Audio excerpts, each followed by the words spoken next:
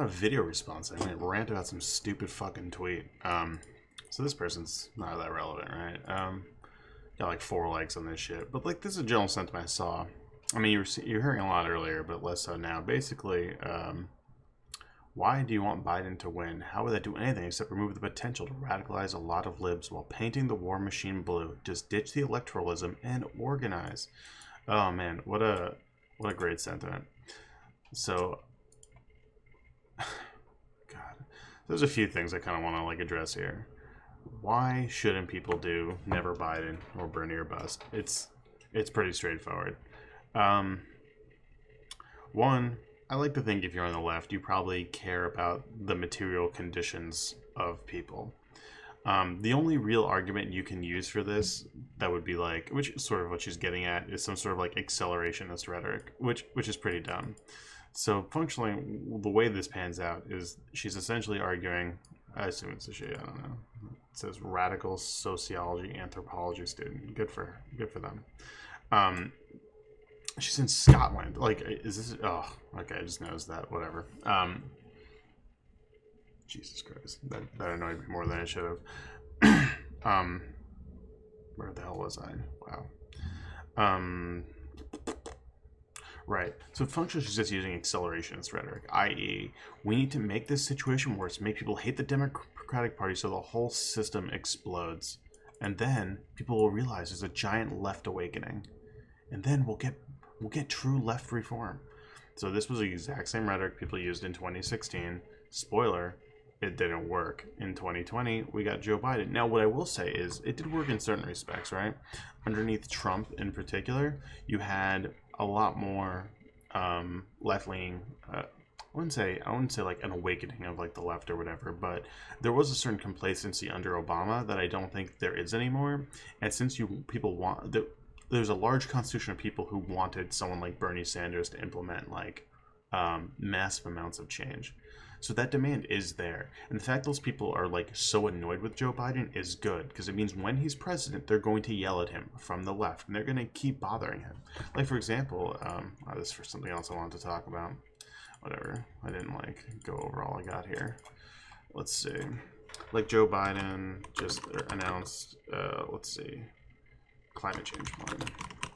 Like this is a huge plan. He announced an aggressive whatever, the LA Times article, who cares? This is a $2 trillion investment in, stop it, bad. It's a $2 trillion climate investment. Oh, I meant to turn that off. Set my stream stuff up, so you guys can't really see it, but oh, kind of, there you go. Like right here, you can see who'd be talking. It's gonna be great, but I don't need that right now. Yeah, so it says nominees typically moderate their positions until they move into the general election. On climate, Biden is going the opposite direction. He announced a $2 trillion accelerated investment to try and, I think it's get rid of energy emissions, like for providing like electricity to everybody. By I think it was 2035, he wants to be like emission free, basically, which is awesome. I mean, I think Bernie Sanders put it best, like, is this everything I want? No, but it's a huge step compared to someone who's actively denying climate change in Trump, right? And he even puts, and this is really cool, because, like, this is something Bernie Sanders talked about. I think a lot of people just look at, like, justice and, I should say, like, racial equality issues and climate change issues as if they're, like, not related, but they are, right? So you have places like Flint, Michigan, which, let's say the Flint, Michigan demographics, let me guess, 60% black. That's my guess here. Let's see. I actually have never looked this up, but demographics. Okay. Come on, give me more demographics. Ah, no. Demographics of Flint, Michigan. Okay. 57%. Oh, I was close. Only 57, not 60. I was a liar.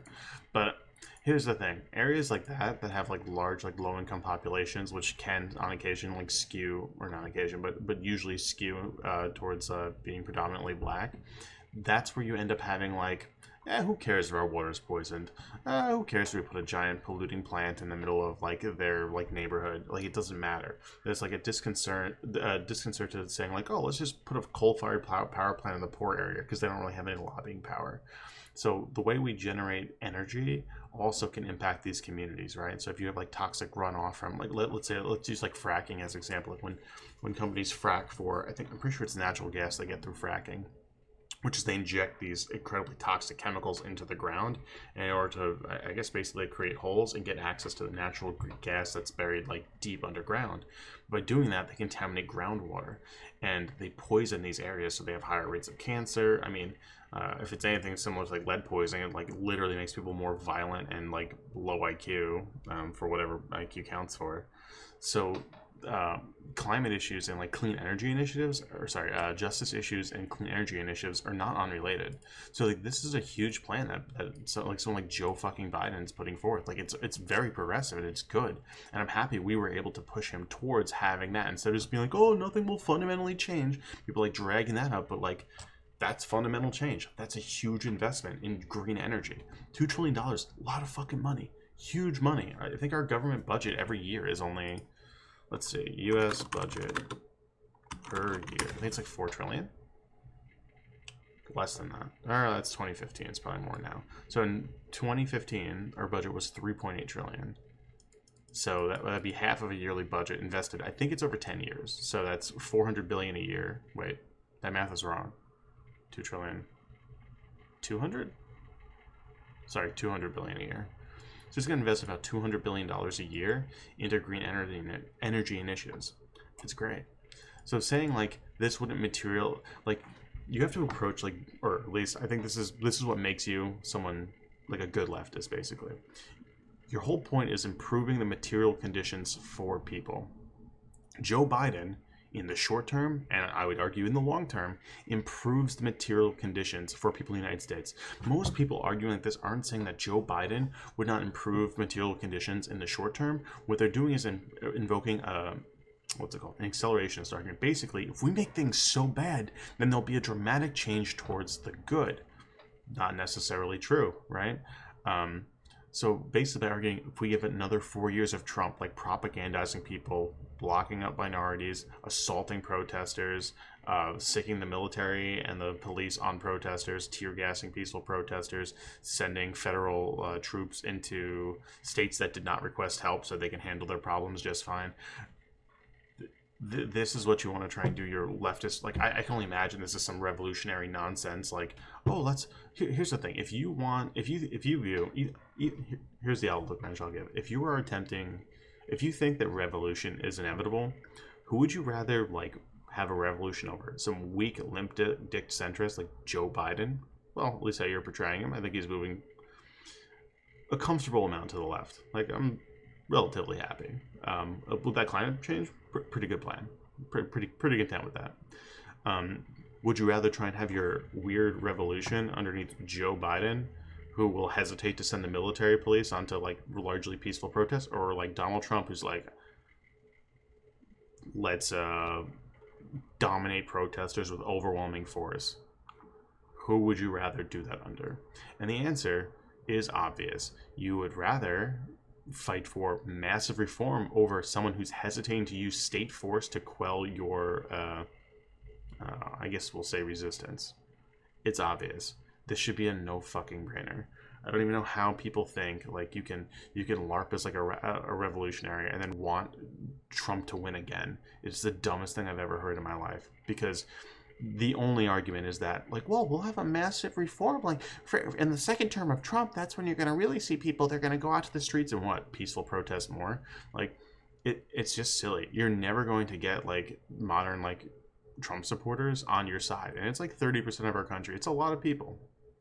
And so he's always going to have that base of support, and you're fighting for like the hearts and minds of like people in the center, which is like a smaller coalition. Like what a lot of people don't realize is it was actually a cool article on I think it was AP News that I think like sort of demonstrates this point. It was this John Lewis guy. So they talk about how like he got the shit kicked out of him in Selma, like doing Selma like civil rights marches. And what a lot of people didn't realize is there was not popular sentiment for like the Civil Rights Act and all that stuff. But one of the things that made their peaceful protests effective is that you had like a less biased news environment where all of a sudden on the TV, newer technology that more people are having access to, you would see peaceful black people, you know, well dressed, being nice, peacefully protesting, getting this shit kicked out of them by cops, getting bitten by dogs, getting hosed by the police and whoever else, getting mobbed by groups of like angry white dudes. And people are like, whoa, that's not okay. Like, this is not what I heard. I heard like, oh, black people are stupid, they're violent, blah blah blah. Meanwhile, now you have that reality of black people are stupid and violent, and then on TV you're seeing like a black dude in a suit getting the shit kicked out of him by. Oh, well, let's see if we can find the clip. Civil rights, black guy beat up by white mob. Video. I think this might be it. The civil rights picture segregation of all public. Get there. Should have this right. Vicious racist, with its governor having his lips dripping with the words of interposition and nullification. Oh. Videos. Let's see. Darn, I can't find it. I'll try and find it another time and pull it up. Man, I feel like it would be in this montage though. Names in the are outside the theater. Oh, is that actually it? Oh, this is actually it. Yeah, that's segregation decision. The names in the There's news like a were long named. version of this clip. So he's just like walking down the street, black dude in a nice suit, wearing a hat, and there's just white people Like Little following Rock him, in Clinton, kicking him, Tennessee. pushing him. Somewhere outside There you the go. picture He's was getting Dr. kicked King, again. He gets pushed there. What does he do? Picks up his hat, speaking, traveling, tries walking but away seldom again. making news They're as a leader. following him, pushing him. Like, this is what people were seeing on TV when they thought, like, oh, black people are, you know, these childlike, they're simpletons, they're violent, blah, blah, blah, attacking our women. This is the reality they're forced to deal with. Now, in our modern, like, I guess I'll say social ecosystem, you have echo chambers that let people live in their bubble. You're not going to see on Fox News clips like this. What you're going to see is burning buildings in Washington or Minneapolis that may burn down 2 fucking weeks ago. It doesn't matter. Like, there's a funny, like, I don't want to try and watch that clip, but the people who are in those echo chambers of just like reaffirming their right-wing like narratives are never going to see the protesters who get brutalized. They're going to hear about the violent protesters. They're not going to hear about the non-violent ones. They're going to hear about buildings that were burned down, and those are the images they're going to show and have on their mind. That's it. You're not going to have this revolutionary moment in this respect where, like, oh, all of a sudden the consciousness of America changes and like there's centrist politicians who blah blah blah. Nope, they are just going to keep denying any sort of like objective view of events because their supporters aren't in an environment where they're viewing that. So their politicians don't need to acknowledge it because their supporters don't think it's happening. So this is just delusional. You're going to make that ecosystem worse. Trump is going to feel more empowered, do more crazy things to undermine future elections, and like then what? Like, it's already bad enough. This is just dangerous nonsense that is going to, and keep in mind, in the short term, we're just debating what's better for the long term. You can already see Biden moving to the left.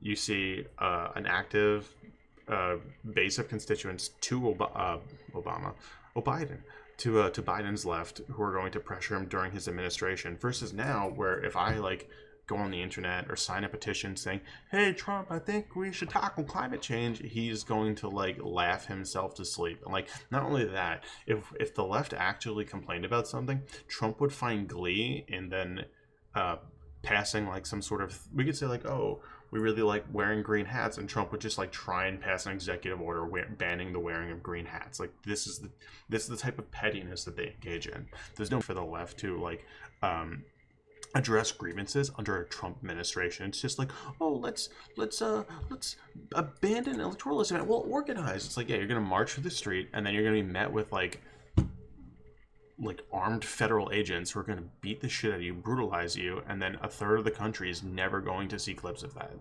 They're not gonna do it, and they're not gonna sympathize with you. So what you're going to get from this is like the electoral change that you'd want. Like, you're not gonna get like a huge portion of our country to like what, take up guns or don't take up guns, because it's usually peaceful protesting, and then march on Washington and what, say, Mr. Trump, I would like you to resign, and then he's going to laugh at you from his bunker. refuse to leave, and then call the military to tear gas you until you leave. Like, that's what's gonna happen. It's just ridiculous. But yeah, like the really stupid part about this is, in that short term, that hopefully just another 4 years until we get Bernie Sanders running again at age 82. I don't even think AOC would be eligible. Like, who is your next leftist champion? Like, who are we going to prop up? I mean, there could be somebody. There could be someone well-spoken. Like I'm really hoping Shahid Buttar, I think that's his name. Like, I'm really hoping he kicks Nancy Pelosi the fuck out of office. This guy's super well-spoken, very charismatic, has really good, like, policy positions, and he's running to, like, get rid of Nancy Pelosi. That's great. I donate to this guy. Fuck yeah. Like, Shahid Buttar. He's the man. He's great. What the? Okay, why does it show, like, 200 pixel, like, images, like, as a preview? This is... No. Okay, there we go. Medicare for All, Green New Deal, Executive Accountability, Legalized Canada. Like, I mean, this is his advertisement, but, like, hey, all those sound pretty good. We could look into it more. But, like, that's great. Maybe someone like him, after serving in Congress for a little bit, would be someone who might be, you'd be able to elevate to that next, like, pedestal. Like, who knows? But, like, you know, it'd be cool in the short term to not let, like, immigrants be detained at our border. And it's true that under Obama, we did immigrant detention, and it was terrible. It's not as bad as it was now, but it was still pretty goddamn bad, pretty abhorrent. But now we're aware of it. So, like, the left can push, like, Biden to just be like, hey, stop detaining immigrants. And you know what Biden's going to do? He's going to cower. And then he's going to stop doing that if you apply enough political pressure. And there is enough base to the Democratic Party who would be mad about stuff like that. Like there's probably a pretty good reason that Bernie Sanders won, like, most Hispanic voters in the primary. Like, an overwhelming amount of them. Young, old, everybody. And he had young black people, too. He had... Unfortunately, like, not enough people showed up, but hey, it's what it is. It's the world we live in. But saying, like, ditch electoralism, like, why? You can literally do both. It takes no effort for you to request a mail-in ballot, fill it the fuck out, check Joe Biden's box among every other fucking box, and then go to your protest anyway. It takes 2 seconds for you to fill out a fucking ballot. Just do it. Worst case scenario, you get Joe Biden, who's not trying to do anything, and pushes further to the right once he's in there. And then you can yell at him from there and then keep pushing forward and organize more to, like, get that change. Like, why abandon electoralism when it requires, like, 4 minutes of your time to, like, request a ballot, fill it out, and shove it in your mailbox? It literally makes no sense. And in that short term, if you care, once again, I want to bring it back to, like, caring about the material conditions of people. Joe Biden in office, day one, he could stop migrant like, family separation. He can stop the direction of ICE, which is telling people to increasing, like, ICE raids, like, domestically. They're not letting people apply for asylum at our border. These are stuff that he can literally change overnight, right? I'm sure you could probably declare, I mean, if you were so inclined, I'm sure you can probably declare some type of emergency and then get, like, Flint's water situation fixed or whatever, you know?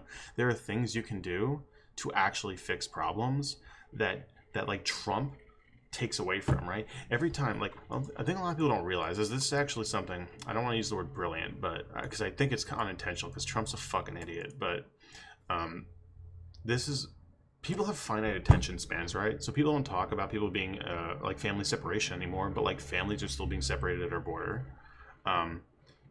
For a while, people stopped talking about the coronavirus, even though it was, like, building up and raging in, like, Arizona and Florida, because they're talking about George Floyd protests, and now people are kind of, like, dabbling between both. They're back to, like, coronavirus, but, like, the virus are on the back foot again. America has a finite attention span. When you have Trump tweeting dumb shit, like, dumb thing after dumb thing, it's, like, really hard for people to, like, stay on this one bad thing. Like, the fire hose of scandals is actually, like, it's unironically the Mr. Burns things. Mr. Burns invincible. Like, this is like unironically what's happening. It's a longer clip. Well, Doc, I think I did pretty well in my tests. You may shake my hand if you like. Well, under the circumstances, I'd rather not. Eh? Mr. Burns, I'm afraid you are the sickest man in the United States. You have everything. You mean I have pneumonia? Yes. Juvenile diabetes? Yes. Hysterical pregnancy? A little bit, yes. You also have several diseases that have just been discovered. In you. I see. You sure you just haven't made thousands of mistakes? No, I'm afraid not. Well, this sounds like bad news. Well, you'd think so, but all of your diseases are in perfect balance. If you have a moment, I can explain. Well, Here's the door to your body, you see? And these are oversized novelty germs. That's influenza, that's bronchitis, and this cute little cuddlebug is pancreatic cancer. Here's what happens when they all try to get through the door at once. Move it, shout ahead. We call it Three Stooges syndrome. so what you're saying is, I'm indestructible. Oh, no. And It's literally this unironically, though. It's Trump constantly, scandal after scandal makes it hard for one to stick. The whole, like, oh, Trump derangement syndrome, he's doing everything wrong, is because Trump is literally doing everything wrong. And people are like, you guys are probably just making, like conceptually, it's like, oh, he can't be doing everything wrong, right? They just have to be making too big of a deal about every little thing. Like, no, he's literally doing horrible, unconstitutional thing after horrible, unconstitutional thing. And because, like, everything's a scandal, nothing is a scandal. Like, that is the problem underneath Trump. Underneath Biden, you'd actually be able to stick on certain points for, like, a few weeks or a few months at a time. Look at something like what's it called? Benghazi, that Republicans screamed about for, what was it, 4-6 years or something? Like, even until, like, the 2016 election. I think it happened in, let's see when Benghazi happened. Actually, no, it wasn't that super. 2012. So, in 2012 was when Benghazi happened. Was that even before the other election? Let's see. Yeah, so it happened 2 months before the 2012 election, and they were talking about it in the 2016 election to, like, shit on Hillary Clinton. They stuck on this for 4 fucking years. People forget that, like, Trump was outed for, like, not paying taxes and, like, criminal tax avoidance by the New York Times, like, I don't even know, like, a year ago. And, like, it literally occupied 2 days of, like, activity. Or when he, like, justified, like, the dismemberment of a journalist. Like, it's just crazy. Like, it's just nuts. But yeah, you get rid of the dumb guy, and, like, you can actually organize and, like, create public consciousness around important issues, because, like, Trump won't be there doing something insane you have to deal with.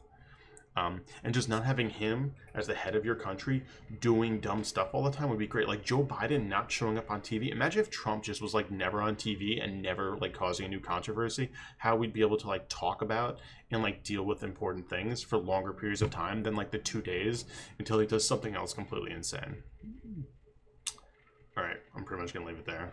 I think this rant on, like, how much I hate fucking Bernie or Busters or never Biden people, and, like, this pisses me off even more. This motherfucker's in Scotland, okay? You don't even have to, like, deal with the problems in the United States. Like, this is great. You want, like, your leftist, like, fucking revolution or whatever, but, like, you don't have to deal with the consequences domestically of this fucking problem of, like, Trump shitting on the world. Oh, actually, you know what's funny? It's even stupid because, like, this hurts them too, right? Like the U.S. shifting towards the right more, like, towards authoritarianism, opens up that window. Like, you can see, actually, there's, like, a trend of, like strongman authoritarians in other countries who adopt, like, the fake news rhetoric that Trump used. They just go, oh, they call it, like, fake news. They literally say this shit because, like, the quote-unquote leader of the free world, which is a form of propaganda anyway, the leader of the free world is the one who's going out calling, like, journalists fake news and, like, enemy of the people. Like, this is so incredibly dangerous. And the fact someone is, like, in another country saying, like, yeah, ban electoralism, don't vote in America. And it's like, if people just, like, voted, this country would just be a better fucking place. It's just delusional. But, outro.